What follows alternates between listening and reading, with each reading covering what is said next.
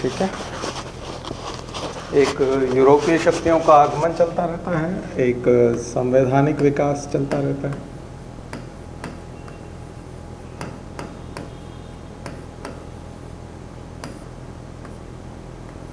संवैधानिक विकास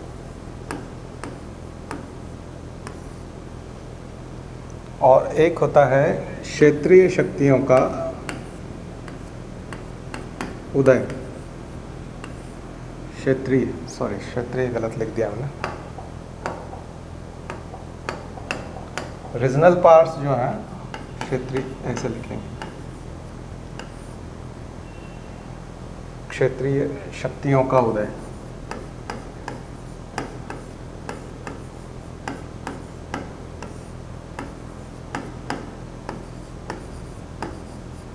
और एक तरफ होता है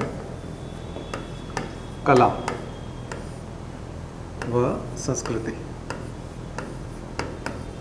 कला व संस्कृति, आर्ट एंड कल्चर। ठीक है, तो ये सब आधुनिक भारत के इतिहास में चलता रहता है। आधुनिक भारत में आप ये पढ़ेंगे, इसको कहेंगे आधुनिक भारत। आप लोग मूवी देखते हैं या कोई सीरीज देखते हैं, तो मूवी और सीरीज़ में आपने महसूस किया होगा कि एक साथ कई सारे सीन होते हैं। किसी के घर के अंदर का सीन होता है, कभी आप देखते होंगे कि कोई ऑफिस का सीन है, कभी आप फॉरेन का सीन देखते हैं, कभी आप इंडोर कोई मीटिंग चल रही है तो उस मीटिंग का सीन देखते हैं। तो एक साथ आप बहुत सारे सीन देखते हैं। कमेंट अभी क्या आपके? अच्छा, हाँ, टेस्ट के मार्क्स भी बताने आपको, वो भी मैं पूछता हूँ। ठीक है, तो बहुत सारे सीन चलते रहते हैं। तो इतने सारे सीन को जब जोड़ दिया जाता है तो वो एक अलग पूरा पिक्चर बन जाता है। आप विजुअलाइजेशन होता है और घटना आपको समझ में आने लग जाती है, क्या कहा जा रहा है, क्या मैसेज दिया जा रहा है, कहाँ क्या हो रहा है, सब चीज़ें एक दूसरे से जुड़ती हुई दिखती हैं। तो मूवी में जैसे आप, मूवी में ऐसा तो होता नहीं ना कि एक व्यक्ति जहाँ मौजूद है उसको जो दिख रहा है वही दिखाया जाएगा, ऐसा नहीं है। कई तरह के सीन दिखाए जाते हैं, अलग अलग। एकांकी वर्ड आपने सुना होगा। हिंदी में जब एकांकी लिखते हैं तो बताते हैं ना कि ये मोहन का घर है और ये उसके बेटे का स्कूल है, स्कूल का दृश्य। ठीक है, नीचे समय भी लिखा रहता है, दोपहर का समय लिखा रहता है ना, दोपहर का समय, रात्रि का समय। एकांकी कभी पढ़ा है आपने? एकांकी पढ़ा होगा तो उसमें ये सब चीज़ें दी होती है कि रात्रि का समय है, दोपहर का समय है, मोहन का घर है, और फिर कहानी शुरू होती है। ठीक वैसे ही सिनेमा होता है, रंगमंच होता है, थिएटर होता है। थिएटर में जो एक व्यक्ति होता है जो आपको इंट्रोडक्शन देता है, वो ये आधुनिक भारत के सीन है, ये सीन मंच है, अलग अलग सीन है। सीन नंबर 1 मुगल साम्राज्य का पतन चल रहा है। सीन नंबर 2 यूरोपीय शक्तियों का आगमन हो रहा है। सीन नंबर 3 संवैधानिक विकास हो रहा है। सीन नंबर 4 आपका क्षेत्रीय शक्तियाँ उदय हो रही हैं। कौन कौन सी? मराठे तो पहले से ही थे, लेकिन फिर भी मराठों का उदय भी होगा, है ना। बाजीराव का यहाँ पर रोल आएगा मॉडर्न हिस्ट्री में, बाजीराव सेकंड, जिसको हम बाजीराव फर्स्ट बोलेंगे उसको। तो क्षेत्रीय शक्तियाँ, चाहे वो चिनकिलिज खां वाली बात हो, निज़ामुल मुल्क की जिसकी बात थी, मुर्शिद कुली खां की बात थी, है ना। अवध वाला कौन था? सआदत, है ना, उसकी बात है। उधर सिख शक्तियाँ हैं। ठीक है, यूरोपीय शक्तियाँ आएंगे तो उनके युद्ध और कर्नाटिक वॉर और वो सब, हाँ, सआदत खान। और कला संस्कृति अपने आप में, दिल्ली में कनॉट प्लेस बन रहा है। जब आप मॉडर्न हिस्ट्री के इस हिस्से में आओगे तो संसद भवन बन रहा है, कनॉट प्लेस बन रहा है, दिल्ली में कई तरह की चीज़ों का निर्माण हो रहा है। विक्टोरिया किंग, इसको क्या बोलते हैं हम लोग, Fort William, Fort Saint George, इन सब का निर्माण हो रहा है। बॉम्बे में जो है वो वीटी, विक्टोरिया टर्मिनस, जिसको हम वीटी स्टेशन के नाम से जानते हैं, तो विक्टोरिया टर्मिनस का निर्माण हो रहा है। तो ये पूरे भारत में कहीं न कहीं कला और संस्कृति में कुछ हो रहा है, इंग्लिश में कुछ लिखा जा रहा है, विज्ञान, इसके साथ साथ विज्ञान भी लिख सकते हैं, साइंस में भी बहुत कुछ शुरू हो गया था, और शिक्षा, विज्ञान, शिक्षा, एजुकेशन में बहुत कुछ हो रहा है। तो कला संस्कृति का पार्ट आ जाएगा, हालांकि वो विज्ञान और शिक्षा उसी का पार्ट हो जाएगा, ठीक है। तो ये चीज़ें सारी उसके साथ साथ चल रही है। और इधर मुग़ल साम्राज्य में हमने आपको बताया था कि कैसे मुख्य मुग़ल सम्राट के लिए मैंने आपको बताया था, ये याद रख लीजिए, ये मुख्य मुग़ल सम्राट थे, बाबर, हुमायूं, अकबर, जहांगीर, शाहजहां और औरंगजेब। औरंगजेब के यहाँ से पतन हो जाएगा।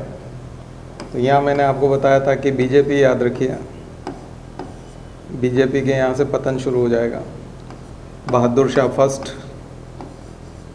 जहांदर शाह बताया था, यहाँ जहांदर शाह आएगा। इन सबको पढ़ना है। फर्रुख सियर, वहाँ फर्रुख सियर वैसे एफ से लेंगे, लेकिन यहाँ बीजेपी के हिसाब से याद रखने के लिए इसमें कर दिया फर्रुख सियर। उसको शुरू करेंगे तब आप एफ से शुरू करेंगे, एफ से। यहाँ फर्रुख मैंने ये बना दिया, उसका फर्रुख का एफ होता है। और फिर यहाँ बताया था ना, मोहम्मद शाह, अहमद शाह आलमगीर और ये सब है ना। फिर शाह आलम, अकबर सेकंड और बहादुर शाह सेकंड, ठीक है। तो ये मुग़ल साम्राज्य का पतन होते हुए दिखेगा आपको, इस रूप में होता है। क्यों? क्योंकि ये लोग किस प्रकार के थे, उतने नहीं थे। यहाँ तक आपको बहादुरी देखने को मिलेगी। इसके बाद के जो लोग थे लगभग कोवर्ट थे या टिमिड थे, वो एक तरह के ना, वो उतने बहादुर नहीं थे। वो दरअसल मुग़ल साम्राज्य को टिका के नहीं रख पाए, और उसका और कारण था कि इन लोगों ने भी कमज़ोर किया, इन्होंने भी कमज़ोर किया, ठीक है। ये पैरेलल अलग चीज़ है, ये भारत के फेवर में चीज़ है। ये जो चीज़ें हो रही थी ये अलग चीज़ है, आम आदमी के फेवर में होने वाली चीज़ें थी, संवैधानिक विकास और कला व संस्कृति का विकास। लेकिन जो यूरोपीय शक्तियों का आगमन हुआ और क्षेत्रीय शक्तियों का उदय हुआ, ये संघर्ष है, ये संघर्ष है। और इस संघर्ष में चाहे वो टीपू सुल्तान रहे हों, चाहे वो सिख रहे हों, चाहे वो मराठे हों, मराठों के साथ, सिखों के साथ, अफ़गान के साथ, है ना, मैसूर के साथ में। तो मैसूर के आंग्ल मैसूर युद्ध आप पढ़ते हो, आंग्ल सिख युद्ध पढ़ते हो, आंग्ल अफ़गान युद्ध पढ़ते हो ना, आंग्ल मराठा, यानी कि Anglo Maratha war, Anglo Afghan war, Anglo Nepal war, Anglo Sikh war और एंग्लो मैसूर वॉर, आंग्ल मैसूर युद्ध टीपू सुल्तान के साथ में, उसके पिता हैदर अली के साथ में। तो ये सारी चीज़ें जो है ये संघर्ष है। यूरोपीय शक्तियाँ जो है वो क्षेत्रीय शक्तियों के उदय में संघर्ष करती हैं। और औरंगजेब तक आपको सीधे सीधे अंग्रेज यहाँ टकराते हुए नज़र नहीं आते, यूरोपीय शक्तियाँ यहाँ टकराती हुई नज़र नहीं आती। औरंगजेब के बाद में ये जो हिस्सा है पतन वाला, इस हिस्से में इन यूरोपीय शक्तियों ने इनको कठपुतली बना दिया था, ये कठपुतली बन गए थे और क्षेत्रीय शक्तियों से टैक्स वसूलना शुरू कर दिया था एक तरह से। और इनकी ताकत बढ़ गई थी, यूरोपीय शक्तियों की ताकत बढ़ती जा रही थी, पावर बढ़ती जा रही थी। तो ये सारे सीन एक साथ चलते हैं, ये सभी सीन जो है ना एक साथ चलते हैं, इसलिए थोड़ा सा दुविधा हो जाती है। अब मूवी जब चलती है तब आप ये नहीं कह सकते कि मान लिया जाए मूवी जब चल रही हो तब आप ये नहीं कह सकते ना कि पहले हमको बंकिम चंद्र चटर्जी यहाँ पर आनंद मठ लिख रहे हैं तो थोड़ा है ना यहाँ रुक जाओ, यहाँ नील दर्पण हो रहा है, दीनबंधु मित्र जो है नील दर्पण लिख रहे हैं। अभी भी यहाँ पर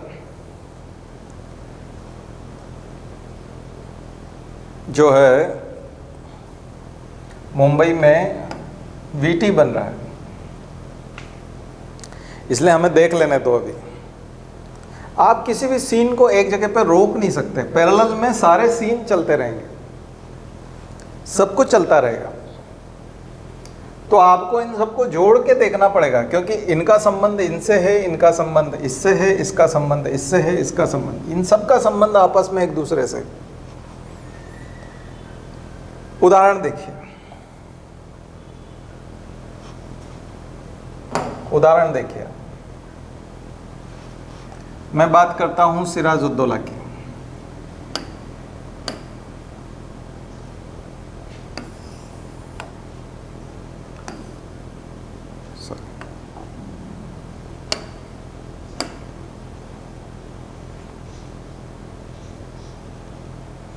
किसका साउंड चल गया भैया? मैं बात करता हूं सिराजुद्दौला की।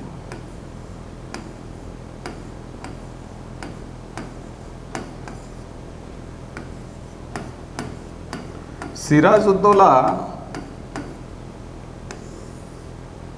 के साथ साथ बहुत सारी चीज़ें जुड़ी हुई है। 1757 भी जुड़ा हुआ है, प्लासी।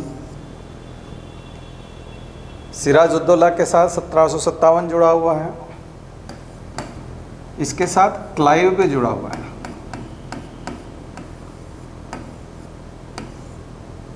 मुगल बादशाह कौन था उस समय में? क्योंकि आगे जाकर के बक्सर में वो आएगा, बताइए। शाह आलम है क्या मुगल बादशाह? शाह आलम जुड़ जाएगा बक्सर में यहाँ, तो मुगल बादशाह भी जुड़ गया।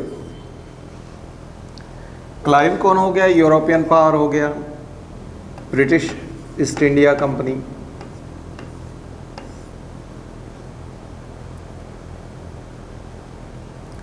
ठीक है, ब्रिटिश ईस्ट इंडिया कंपनी हो गई। तो क्लाइव इधर से जुड़ गया, सिराजुद्दौला हो गया। इस समय में आपको नवाबी, कहाँ की? बंगाल की। तो क्षेत्रीय शक्तियों का उदय कैसे हुआ था? तो मुर्शिद कुली खां के समय में नवाबी जो है वो बंगाल की नवाबी याद रखनी है इस घटना के साथ में। और चूंकि आपको पता है कि यहीं से बंगाल में इन्हीं की वजह से जब 1757 में क्लाइव बहुत ज़्यादा ताकतवर हो जाता है, क्लाइव का उदय होता है, तो क्या निकल के आता है? Regulating act. तो संवैधानिक विकास भी आ जाएगा। और इसी क्रोनोलॉजी में जब आप आगे बढ़ोगे तो नील दर्पण और आनंद मठ और बंगाल का अंदर जो है आर्किटेक्चर और रविन्द्रनाथ टैगोर और शांति निकेतन और ये सब चीज़ें निकल करके आएगी, वो यहीं से आएगी। तो बंगाल के इर्द गिर्द और सिराजुद्दौला के इर्द गिर्द बहुत कुछ घूमता है। मुगल बादशाह का पकड़ जो है वो बंगाल से ढीली हो जाती है, वो घूमता है। क्लाइव आ जाता है, वो चलता रहता है। और इधर संवैधानिक विकास होने लगता है, रेगुलेटिंग एक्ट आ जाता है 1773। ठीक है, और नवाबी जो है वो स्थापित हुई और उसका डिक्लाइन होना और पूरी तरह से अंग्रेज़ों के हाथ में बन जाना और फिर कलकत्ता का राजधानी बन जाना। कैपिटल हो जाना। और इसके साथ साथ एक चीज और लिख लीजिएगा, छठवा वाला, सामाजिक धार्मिक पुनर्जागरण, सोशियो रिलीजियस रेनेसां अलग चलता रहता है। सामाजिक धार्मिक पुनर्जागरण वो छठवीं चीज, छठवां सीन हो जाएगा जो साथ साथ चल रहा है। हालांकि उसको कुछ लोग कला और संस्कृति से जोड़ सकते हैं, लेकिन हम कला संस्कृति से अलग निकाल लेते हैं। बहुत बड़ा टॉपिक है, बहुत कुछ होता है इसके लिए। सामाजिक धार्मिक पुनर्जागरण के क्षेत्र में बहुत कुछ होता है। तो ये फिर से एक नई चीज हो जाती है। तो सामाजिक धार्मिक पुनर्जागरण भी हमको पढ़ते रहना पड़ेगा, ठीक है। तो जब आप इस क्षेत्र में आएंगे तो सबसे पहले कलकत्ता में ही आपको यहाँ राजा राम मोहन राय दिखाई पड़ेंगे। अच्छा, राजा राम मोहन राय को इंग्लैंड विलायत जिसको बोलते थे, विलायत किसने भेजा था, याद है आपको? किसके प्रतिनिधि बन के गए थे, बताओ जरा। यहाँ राजा राम मोहन राय के यहाँ पर एंगल देखते हैं। गवर्नर जनरल, एक गवर्नर जनरल का एंगल आता है, बेंटिक।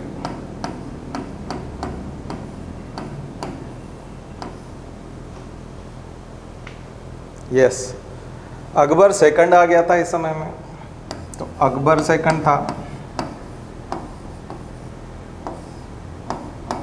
और अकबर सेकंड था मतलब मुगल रूलर, मुगल शासक की बात आ गई, मुगल रूलर आ गया।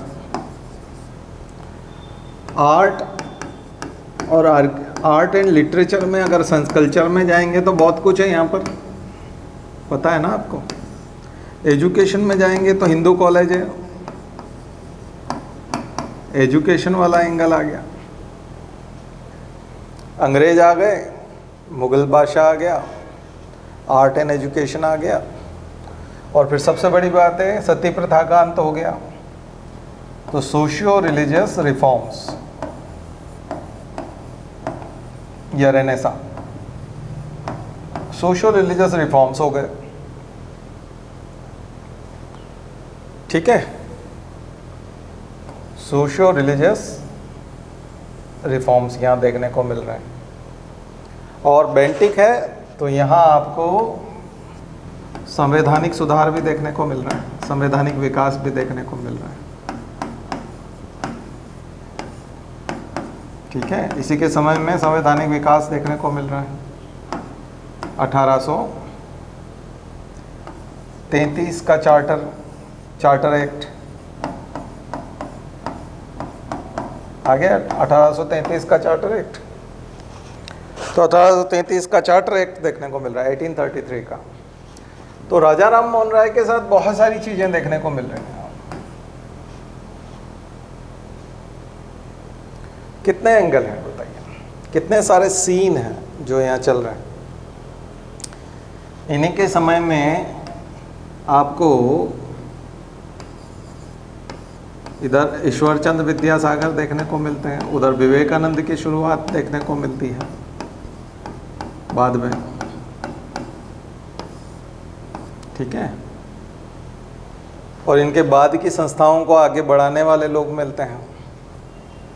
लैंग्वेज मिलती है, कई तरह की लैंग्वेज के जानकार थे। तो लैंग्वेज, आर्ट एंड कल्चर में बहुत कुछ हो रहा है यहाँ पे, आर्ट एंड कल्चर में, एजुकेशन में, इसमें बहुत कुछ हो रहा है। तो आपको कई सीन एक साथ देखने पड़ते हैं। तो इसलिए क्या है कि जो नए बच्चे हैं उनको थोड़ी सी दिक्कत आती है आधुनिक भारत वाले हिस्से में, कि है बहुत सरल है, कहानी के रूप में है, उपन्यास के रूप में है, लेकिन उनको दिक्कत आती है। वो सोचते हैं कि ये किस तरफ जा रहा है, ये क्या है, ये हो क्या रहा है, चल क्या रहा है, और इसको हम तैयार कैसे करें। तो इसको तैयार करने का सबसे अच्छा तरीका है कि इसको सेगमेंट वाइज, सीन वाइज तैयार करते जाएं, एक एक सीन कंप्लीट करते जाएं, उस सीन के अंदर जिन जिन लोगों का जिक्र आएगा, जैसे हम राजा राम मोहन राय को पढ़ रहे हैं तब अकबर सेकंड का जिक्र आएगा, तो अकबर सेकंड का कार्यकाल लिख लें, नोट्स बनाते समय यहाँ कार्यकाल लिख लें कि अकबर सेकंड का कार्यकाल कब से कब तक था, लंबा कार्यकाल था, तो कब से कब तक था।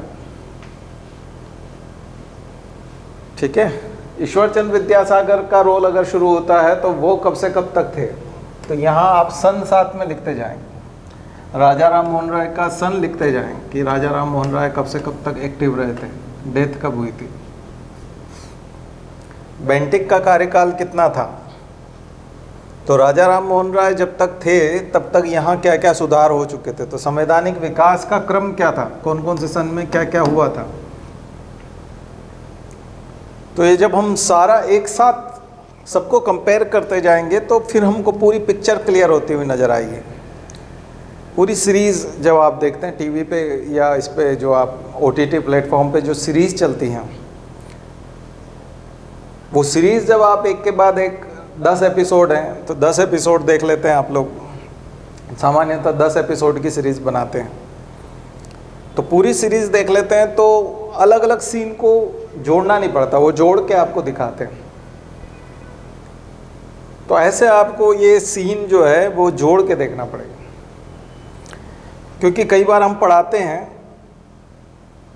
तो वो ऐसा लगने लगता है कि ये जो बता रहे हैं ये क्या बता रहे हैं, मतलब क्या चल रहा है। तो हमेशा ध्यान रखिए, जो हमने सीन बताया जिस क्रम में, उस क्रम में आप पढ़ते जाइए, और जिस जिसका नाम आता है, तो मैं आज मुग़ल साम्राज्य के पतन की बात करूँगा, क्योंकि औरंगजेब तक की बात जब हम करते हैं, पिछली बार जो आप रिकॉर्डिंग देख रहे हैं पिछले साल का, उसमें औरंगजेब के बारे में मैंने बहुत कुछ बताया, और उसमें कारण बताया था कि औरंगजेब का पतन क्यों हुआ। औरंगजेब की जो उम्र थी, उसने जो लंबे समय तक शासन किया 1707 तक, वो बहुत बूढ़ा हो चुका था। दूसरा, उसने अपना सारा एम्फेसिस जो किया वो दक्षिण पे किया, और दक्षिण में साउथ पे, दक्कन पे, दक्षिण को वो लोग दक्कन कहते थे उस समय, उसकी जो दक्कन नीति थी उसकी वजह से ही उसको सबसे ज़्यादा दिक्कत आई, क्योंकि दक्कन को कब्जे में करके रखना मतलब बहुत सारी ताकत झोंक देना, और औरंगजेब की मृत्यु का कारण भी यही बना अंततः, और ख़ास करके मराठे। बाद में तो उसने छोड़ दिया कि शिवाजी की प्राकृतिक मृत्यु होने दी जाए, और शिवाजी जब प्राकृतिक रूप से मर जाएं, उनका निधन हो जाए, उसके बाद ध्यान दिया जाए। तो यहाँ पतन की शुरुआत होती है, खास करके औरंगजेब के बाद पतन होना शुरू हुआ, लेकिन शुरुआत यहाँ से हो चुकी थी। उसकी दक्कन नीति और उसकी एज ज़्यादा हो जाना, और उत्तराधिकारी को नहीं दिया जाना। जब 1707 में औरंगजेब की मृत्यु हुई तो इसका जो बड़ा बेटा था मुअज़्ज़म, जिसको हम बहादुर शाह फर्स्ट भी कहते हैं, मुअज़्ज़म बहादुर शाह फर्स्ट, ये जो बहादुर शाह फर्स्ट था मुअज़्ज़म, इसकी एज उस समय में 65 ईयर थी, 65 साल का था। और मैंने बताया था इसको क्या बोलते थे, शहज़ादा बोलते थे। शहज़ादा जब राजकुमार हिंदी में नाम दे तो राजकुमार, और मुग़ल बादशाह जो है अपने संतानों को शहज़ादा कहते थे, राजकुमार कहते थे। तो राजकुमार मुअज़्ज़म, राजकुमार कितने साल का, 65 साल का राजकुमार, बहुत ही ब्रिलियंट पर्सन माना जाता था, इंटेलिजेंट था, काफ़ी अच्छा व्यक्ति था, लेकिन मौका नहीं मिला इसको। शिवाजी के समय में आपको पता है औरंगजेब का संघर्ष होता रहा। ये हमने मिडिवल इंडिया में देखा था, मिडिवल भारत जब हम पढ़ रहे थे, मिडिवल हिस्ट्री पढ़ रहे थे, तब हम शिवाजी और औरंगजेब की संघर्ष की दास्तान, 2 एपिसोड हैं भारत एक खोज के, जिनको आप देख करके क्लियर कर सकते हो और ज़्यादा। और कुछ मैसेज है आपके? नहीं, अभी इंडस्ट्रियल रिवॉल्यूशन का सीन भी देख सकते हैं। हाँ, वो यूरोपियन पावर में ले लीजिएगा उसको, है ना। यूरोपियन पावर्स का आना, यहाँ आए जो हैं वो, उसके साथ साथ इंडस्ट्रियल वाली बात अपने आप आ जाएगी। ठीक है, बिल्कुल बिल्कुल बिल्कुल देख सकते। ऐसे तो फिर बहुत सारे मिल जाएंगे ना, फैक्ट्री लॉ भी आ जाएंगे और भी बहुत सारी चीज़ें आ जाएंगी। तो ये जो सीन मैं आपको दिखा रहा हूँ, ये फर्स्ट वाला, कि औरंगजेब का ज़्यादा उम्र का हो जाना और सत्ता का हस्तांतरण नहीं किया जाना, और फिर दक्कन नीति पे ही ध्यान देना। और दक्कन उसी तरह से था जैसे कि अफ़गानिस्तान में जो भी आता है वो ख़त्म हो जाता है। तो जो भी दक्कन को, हालांकि दक्कन की वजह से शाहजहाँ, जहांगीर और औरंगजेब सबको फ़ायदा हुआ, लेकिन अफ़गानिस्तान में जिसने भी सत्ता स्थापित करने की कोशिश की उसका पतन हो गया। ठीक वैसे ही दक्कन का पीछा जिसने किया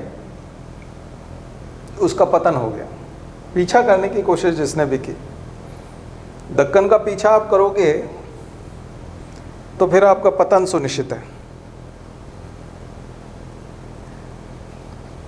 ठीक है, आज तो स्पष्ट दिख रहा होगा, कोई ज़्यादा दिक्कत तो नहीं है देखने में आपके?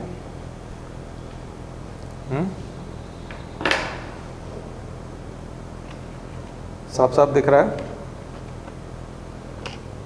ठीक है।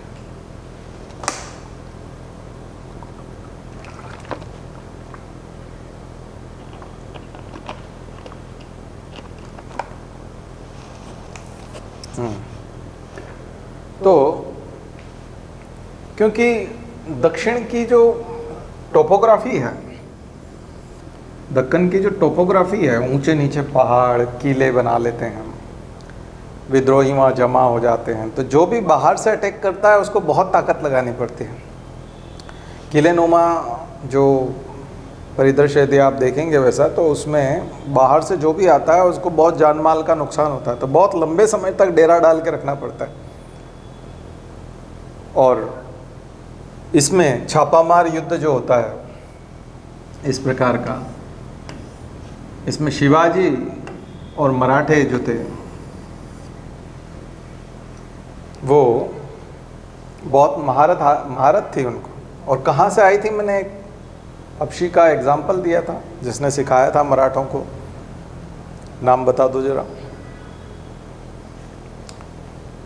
रिकॉर्डिंग क्लास की रिकॉर्डिंग में मैंने आपको बताया होगा, सबको नाम पता चल जाए, कमेंट उसमें करना। यस, मलिक अंबर ने जो है इनको ये तरीका सिखाया था मराठों को। वही संघर्ष जो है यहाँ चलता रहा। क्या किया संभाजी के साथ? संभाजी कौन थे? संभाजी शिवाजी के लड़के। संभाजी के साथ बहुत बुरा बर्ताव हुआ, और संभाजी के साथ ही नहीं, उनकी पत्नी, संभाजी की पत्नी और पुत्र, उनका बेटा, उन दोनों के साथ भी। कौन था? शाहू। अब ये शाहू जो हैं ये शिवाजी के पोते हुए।